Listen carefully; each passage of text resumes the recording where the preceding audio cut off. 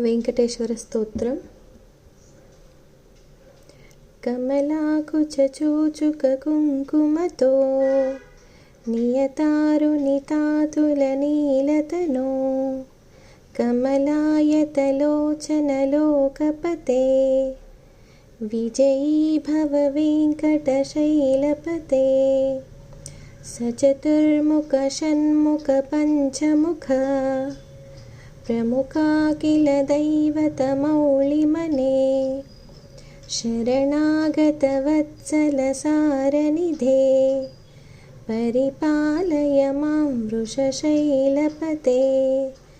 అతివేలతయా తవ దుర్విషహై రణువేలకృతైరపరాధశతై భరితం త్వరితం వృషశైలపతే.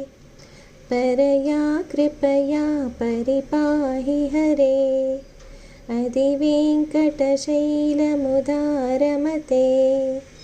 जनताभिमताधिकदानरतात् परदेवतया गदितान्निगमयि कमलादयितान्न परं कलये.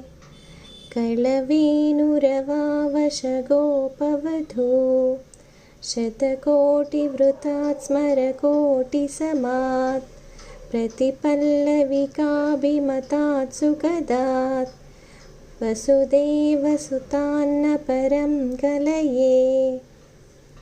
अभिरामगुणाकरदाशरदे जगदेकधनुर्धरधीरमते. रघुनायक राम रमेश विभो वरदो भवदेव दयाजलधे. अवनीतनया कमनीयकरं रजनीकरचारुमुखाम्बुरुहं रजनीचरराजतमोमिहरं महनीयमहं रघुराममये. सुमुखं सुहृदं सुलभं सुखदं स्वनुजं च सुखायममोघशरम् अपहाय रघुद्वयमन्यमहं न कदञ्चन कञ्चन जातु भजे.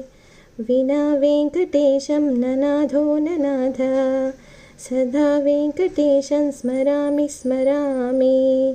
हरे वेङ्कटेश प्रसीद प्रसीद प्रियं वेङ्कटेश प्रेयश्च